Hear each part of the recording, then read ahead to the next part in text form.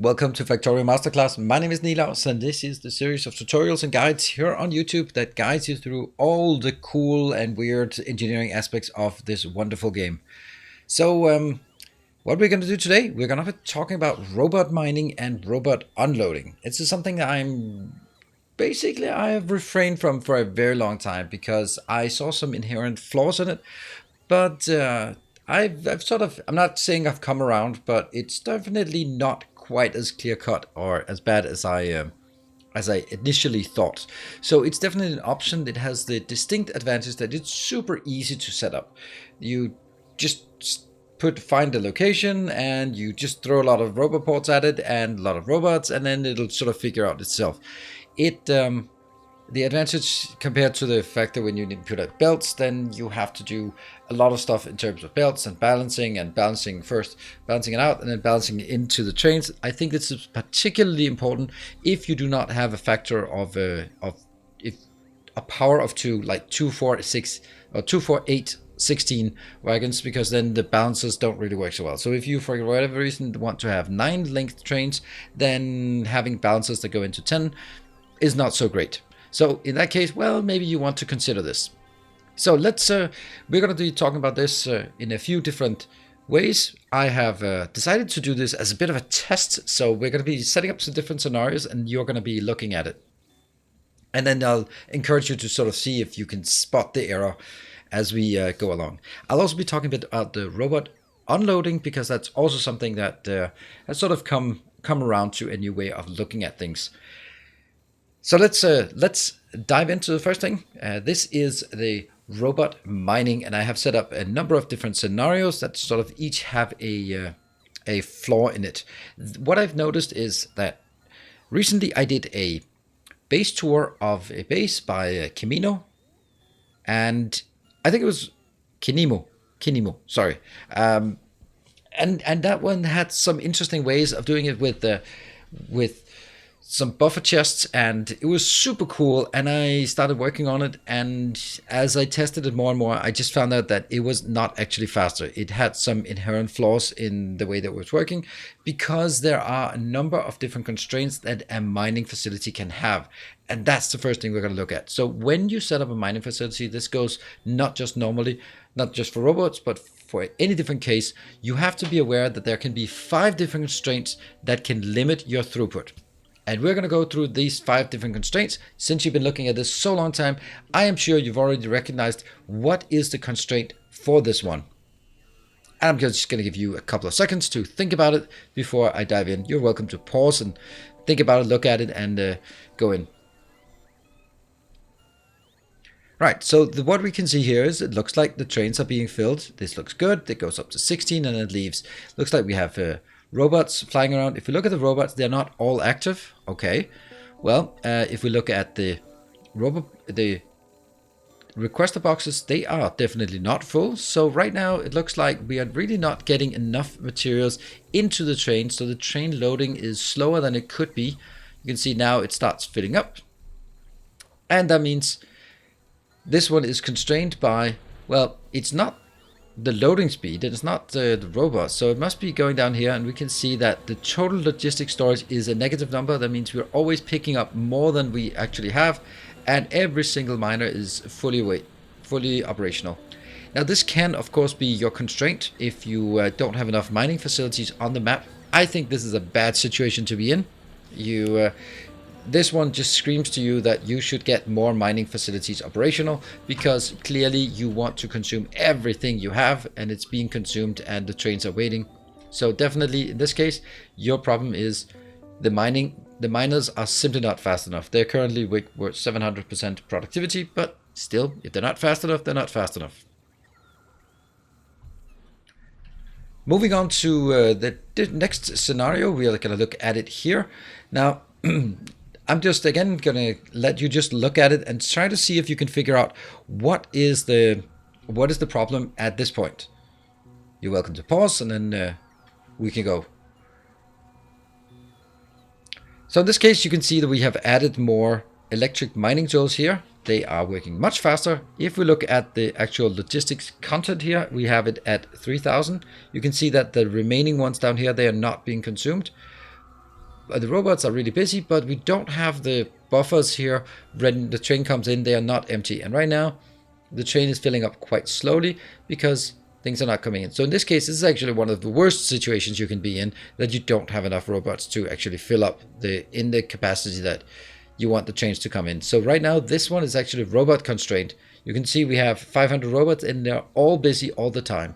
That's not great because the mines can produce more, the trains can consume more, but your link between the mines and the trains, that's your bottleneck. And it might not be so easy to see if you look at this one and this one, but it is actually the robots, and you can see it by looking at the fact that all robots are busy. That's not always a bad sign. It could be in the process of filling up the loading buffers here. So that's another thing. This case, put some more robots in and you should be good. The third potential bottleneck, let's have a look at this one, and we're just going to let it run while you try to see. You can see there's something different going on here. There's something weird going on. What is the constraint in this one? Now we're going to just let it complete a single train that goes out. Here the train goes out. And then the next train comes in. And we will see now a flurry of activity as it comes in. And also now we have 1,000 robots being active, and that will continue to be active pretty much. It'll simply just grab all the stuff we have in the buffers and build it in here. So in this case, where we have the mining is fast enough, the robots are fast enough, but as you can see right now, the robots start becoming idle and they're not doing anything. And that will eventually mean also the miners become idle. And the issue in this case is that you simply cannot load the train fast enough. I could do this in several different ways. In this case, the way I've modeled this is that, here I've said that they only request 500. The other ones previously were requesting 200. They only can request 50. So that's why now they fill up. And as they are all filled up to 50, close to at least, then the robots idle. And then right now, all the inserters start emptying it and the robots jump back into action. So in this case, you really want to make sure that you have enough buffer here so that when the train comes in, you can load it fast enough. And we have another train going out here. Now, the next one, it's going to be easy. It's going to be really easy to figure out what the problem is here. Well, can you guess it? You're welcome to pause right now and see if you can guess what the problem is. Here we have the robots get really idle, and we have the train coming in, being filled up very quickly, and then moving on. These buffers here, they are set to 200 each, and you can see that they will be filling up, at least almost filling up. Some of these will be filling up immediately before the train comes in. Now this looks like a bad situation. It might not actually, it's not actually as bad. Your mining operation is working, you can get it in here. The fact that you don't have enough trains, well, maybe you just don't need so many trains inbound. Maybe actually I'm not really happy about this consideration, because you don't want to have the mining operation stall because the buffers here are stalled, and then only then does the train come in. So in this case, you just don't have enough trains to go in here. Let's look at the last case. We got that here. Well, that's really boring, right? But this looks bad, but it is actually super good. This is the best case scenario, in my opinion. We're seeing a train leave, and as it comes in, it gets loaded as fast as it can. The maximum loading time you can get, or not the maximum loading time, that's a silly term to look for. The minimum time it can take to load a train is 365 ticks. That is a little over 6 seconds, 6 seconds and 6.08 seconds. That is the minimum amount of time it can take for you to load a train like this. And it doesn't matter how many wagons there are. It only matters that you have six stack inserters on either side, 12, and then if someone comes in and goes like, well, actually you can do some silly things. This is pretty much the fastest realistic thing. So if you can load a train in 6 seconds flat, that is great.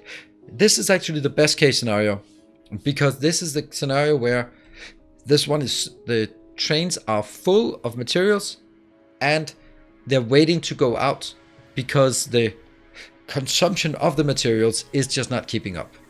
Well, not keeping up, that's a good situation. Like, you want to have a situation where your base is running at a constant speed, and if you need more raw materials like iron ore, there will always be a train that's full and ready and waiting and ready to come in. So this is how you want it to be. You want the trains to be full and then waiting to come in. You can either stack them up here in the loading stations, or you can stack them up in stackers at the unloading location. That is totally up to you. But this illustrates the five different constraints. I will just reiterate those 5 constraints. So the first one is the mining is not fast enough. It might be what... now the mining is... You can't really do necessarily something about mining. You don't always want to put speed modules in. But in this case, sort of from a base perspective, you want to have more output so that you will have a situation where the trains are full here. So now mining is too slow. The robots are simply not fast enough at transporting here. So the mining is idle, the trains are idle, and the robots are busy all the time. Loading is too slow because the buffer here is too small. Or the loading is simply too small because you're using not enough inserters here. Or using blue inserters for whatever reason you want to do that. And in this case, we just don't have enough trains to go in here, and trains are pretty cheap, so put a few trains so you're certainly not being constrained by the amount of trains you have. You really want to be in a situation such as this where you always, when it goes idle, it's idle because the consumption is inadequate. So when I've done this, there are actually some things here that I have done already that are let's say, how should we, correct? I think I'll take this one and then just make a short change, and we'll use this one for testing purposes. I am going to take a train. I will take any one train here. All right, I'll just make a train. We will make a train. Somehow it's impossible for me to make a train. Okay, there. Boom, boom. 1, 2, 3, 4, 5, 6, 7, 8. And we are going to get some fuel here. These trains there. Good. And that will be take the station, take that one. They should be good. Oops, they are. Go to wait for. All right, so what do we have now? This is like an ideal situation. They are unloading fast. They are farming fast. They should be doing really. This would be somewhat the ideal. What I want to show you is the issue we had on this one, namely being that the stack here is too small. If you have the stack too small, then you have the problem here. If you have the stack too large, which is what I'm going to show you here. Let's go to 2000 and set all of these up to 2000.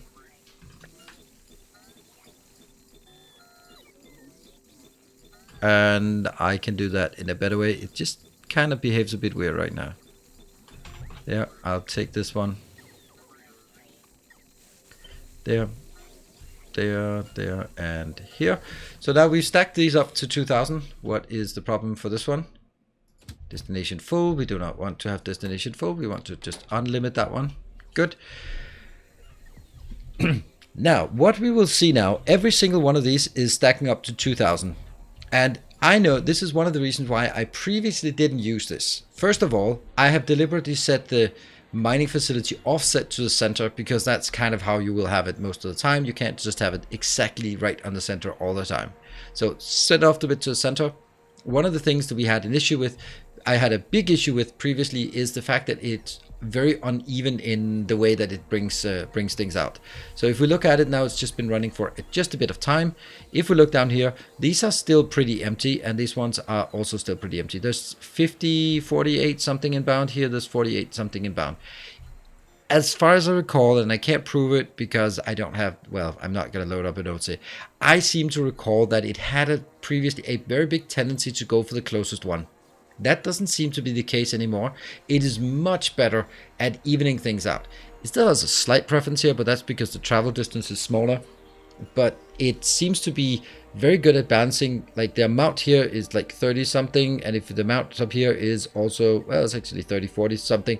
So what we're seeing is that it tries better to split out so that you get equal amounts into each of these. That is extremely important, because that means it's already that is limiting the disadvantage of robot mining.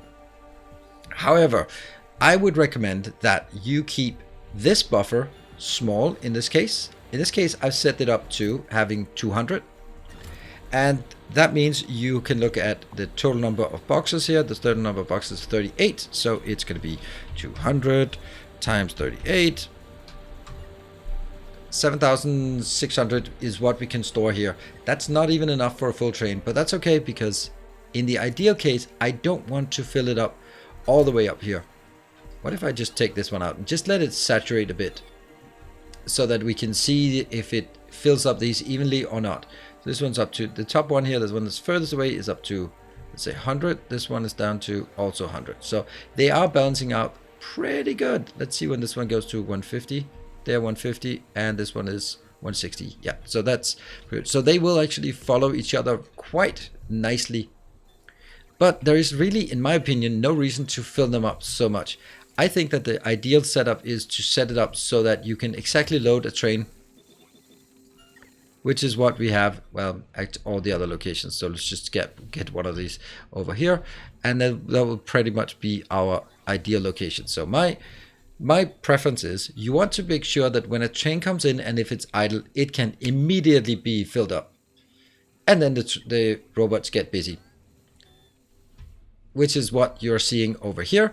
As soon as the train goes out and the next one comes in, you will be able to see that it actually is almost, well, no, it is actually full. Look at that. It goes all the way up to, come on, get the one up to 200. Yep, and we are now completely idle here. Completely almost idle. There we go. This one is idle. Last one, 100. Yep. It is just idle, and all it waits for is this one to be unloaded. It still has a tiny bit left, so once this is unloaded, we will see that the next train that comes in will be loaded in 6 seconds and 0.8. Let's see. Boom. Start, and yeah, it should be, they're done. Yeah, so that's 6 seconds. I don't need it to fill up anymore. I don't want to have 2,000 in each of these. And so that's basically robot mining. It works really well. The things you have to consider are the 5 different ways that it can be constrained. The one you want to have constrained is by the consumption, so that it looks like this. You want to make sure that these are constrained, because otherwise, if they're not constrained, they will always consume from the closest one first, and then it'll be slightly or very uneven. But if you have the lower buffers, then you're more likely to get all of them active at once. Set these buffers to enough that you can fill up a full wagon. That is actually always like 3 to 4 stacks here. And then you have your mining operations set up. Robot mining works really well. If you another point is also when robots too slow, which is what we have over here. That could also be due to the fact that there are simply not enough roboports in this area. Now, as we transition into the next part, which will be robot unloading, let me just mention that I have a Patreon. So if you are enjoying the content here on the channel and you want to see this continue and you want to support the work I do here, then there is a Patreon link in the description below, and probably also somewhere on the screen. And that Patreon is there to help me run the channel. And I really appreciate all the people who are supporting the work I do here. And so, yeah, thank you for that. And we are now ready to go into the robot unloading.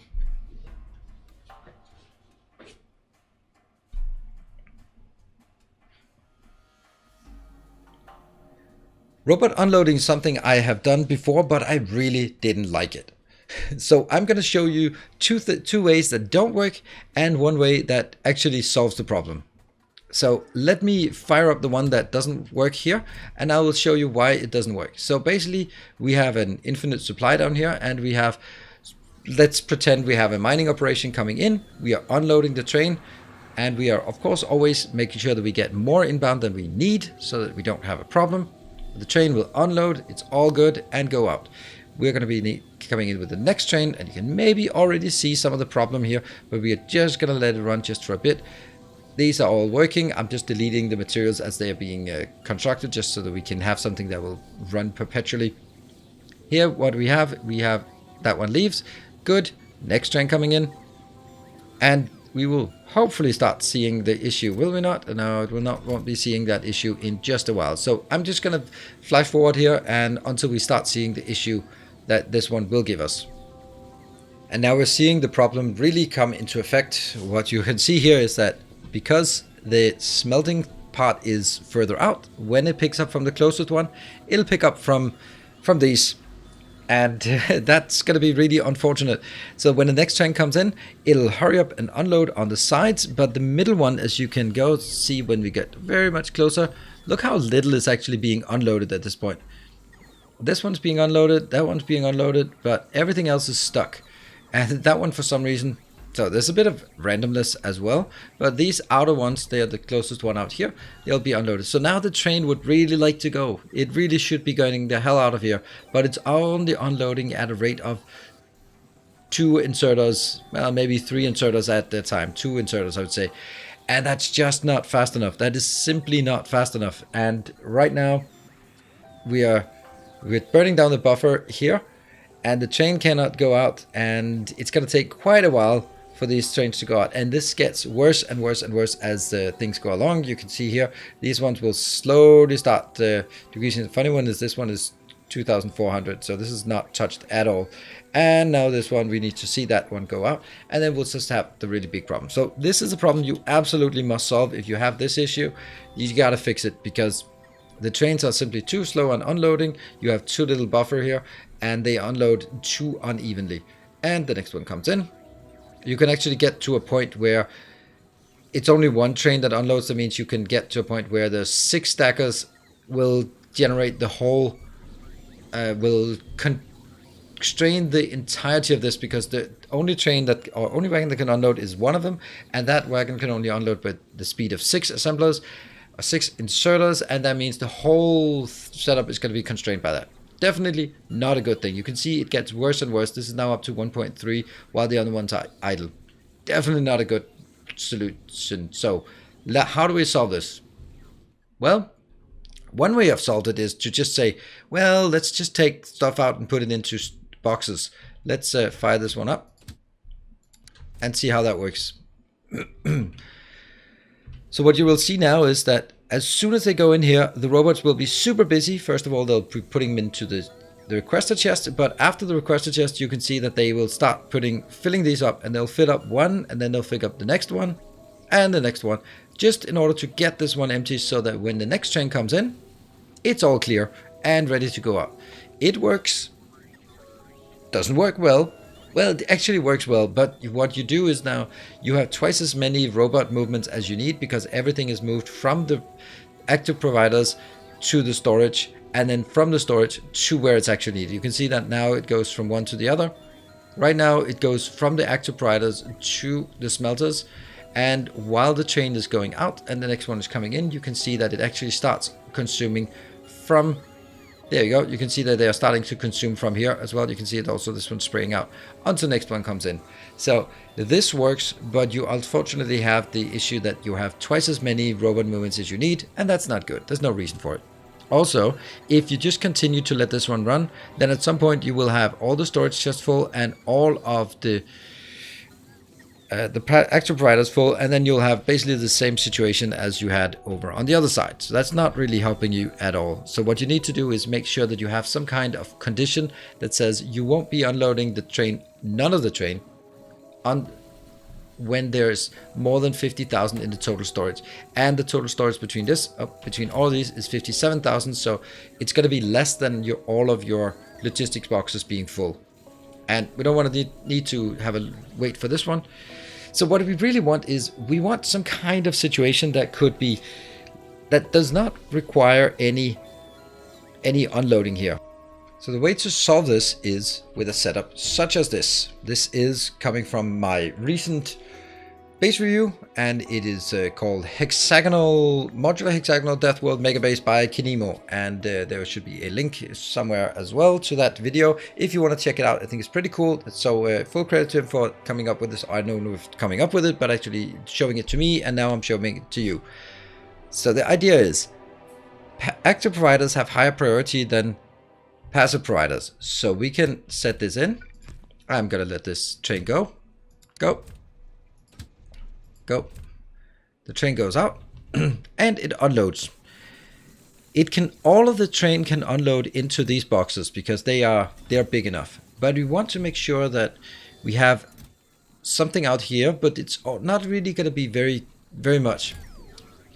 And what we will see is that we are unloading, and now you can see that it'll empty the purple boxes first before it ever starts touching the red boxes. So right now, just empty the purple boxes, and only when the purple boxes are empty will it start consuming from the blue boxes. That means what we will see after a bit of time has passed is that you can see first it'll still do the same thing as we saw in the first case. It'll still take the outer ones first, but even the inner ones here will still be taken out. And now you can see the train will thereby always be able to unload with 4 inserters per wagon because they're unloading into the active providers, and the active providers will always be taken. And this is again, like, do you want 2 active providers? Do you want 4 active providers? Do you want 1 active provider?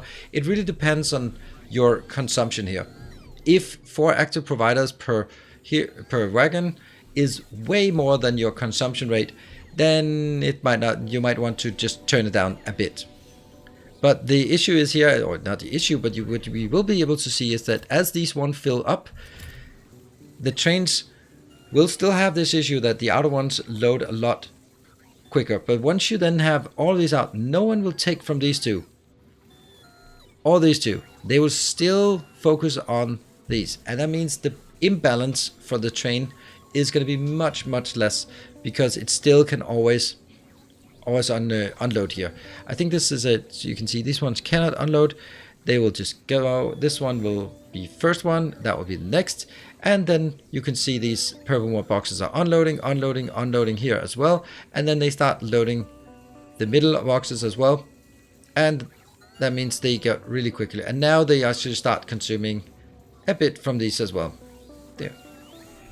And of course, if for whatever reason your train is getting some kind of a backlog. Oh, that's not inside our robot network there. We are just going to see how it works when another train does not come in. And then you can see how that's also not really a problem. So there's 600 here. That's actually only 1,000 here. But at this point, you can see these are the ones done. This one will not be taken out. That one will not be taken out. They're just waiting so that it gets much more evenly unloaded. And now we'll start consuming. And of course, it'll still start consuming from the outside in. That's just the way it is. If you made all of them available to, or made them active providers, it would make no difference at all. So that's something also to keep in mind as well. And we can see here that one's gone. This one will be the next one to empty, and then it will be this one, and lastly this one. This is all still up to 1,000, but you can see how much is actually still being consumed from this location here, and maybe that'll even catch up. Almost it'll catch up. And then after that, we've stalled our trains so that we can see what happens as the purple boxes are empty. Then of course it'll favor the ones out here because that's the closest, to favor this one because that's the closest, but it'll start consuming also from the middle one, because right now there are only 8 locations it can pick up from, so that's probably where taking a bit from each of those. So I think this is a really simple way to do robot unloading that is to a very large extent self-balancing, and for all intents and purposes this will be balanced enough if you want to do robot unloading. And I might actually start doing that kind of thing in setup. But what you really need to do is you need to make sure that you have it such as this with isolated robot networks, so they don't sort of travel too far.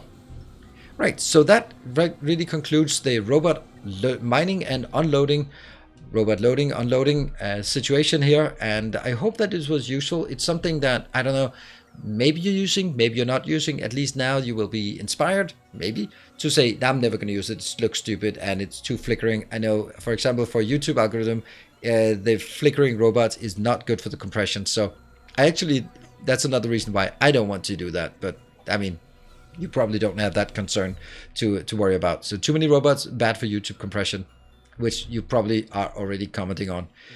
Thank you very much for watching. I hope you have enjoyed this. If you want to see more Factorio, then I am currently streaming on Twitch. There's a big series there. True Megabase series is ongoing, and that is Tuesday, Thursdays, and Sundays at 8 p.m. Central European Time. The VODs are also available on my secondary YouTube channel. There's still a lot of Factorio coming to the channel in terms of base reviews that are inspiring me, and also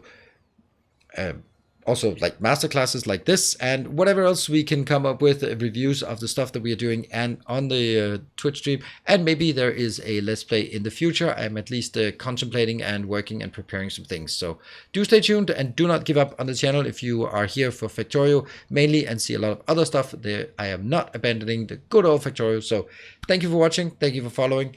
Thank you for subscribing and liking the videos. I'll see you guys next time. Until then, take care and stay effective.